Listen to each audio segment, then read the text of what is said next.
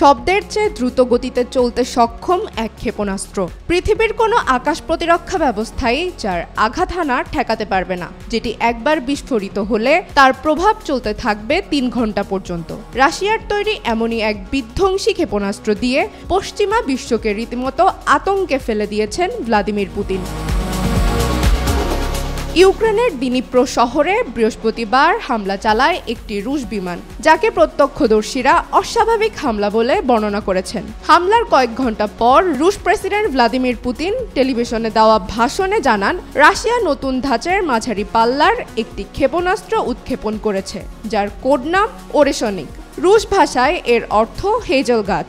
President Putin বলেছেন, ক্ষেপণাস্ত্রটি শব্দের গতির চেয়ে 10 গুণ দ্রুত চলতে সক্ষম, আর বর্তমানে এই অস্ত্রটি প্রতিহত করার উপায় কোনো দেশের কাছেই নেই। ওরেশনিক ক্ষেপণাস্ত্রটি একসঙ্গে 6টি শক্তিশালী বোমা ছুড়তে সক্ষম। এর আঘাতে একটি বড় শহরও মুহূর্তেই ধূলিসাৎ হয়ে যেতে পারে। সামরিক বিশ্লেষকদের মতে, ওরেশনিক মধ্যম পাল্লার ক্ষেপণাস্ত্রের নতুন প্রজন্ম। এই ক্ষেপণাস্ত্রের পাল্লা 2000 থেকে 5000 কিলোমিটার পর্যন্ত প্রসারিত হতে পারে, অর্থাৎ সর্বোচ্চ 5000 কিলোমিটারের দূরের লক্ষ্যবস্তুতে এটি আঘাত হানতে সক্ষম। ওরেশনিক ক্ষেপণাস্ত্রটির শক্তির আরেকটি বড় জায়গা হলো এর গতি। পুতিনের বক্তব্য অনুযায়ী ক্ষেপণাস্ত্রটি হাইপারসনিকের সংজ্ঞার উপরের স্তরে রয়েছে। ক্ষেপণাস্ত্রের গতি যত বেশি হয়, এটি লক্ষ্যবস্তুতে তত দ্রুত পৌঁছায়। ফলে হামলার শিকার হওয়া দেশের প্রতিরক্ষা বাহিনীর পাল্টা পদক্ষেপ নেওয়ার সময় কমে যায়।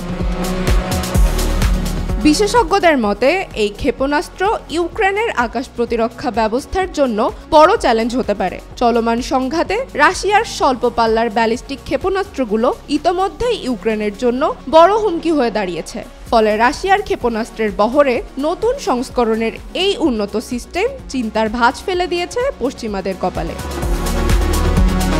চন্দ্রিকা মজুমদার, আজকাল।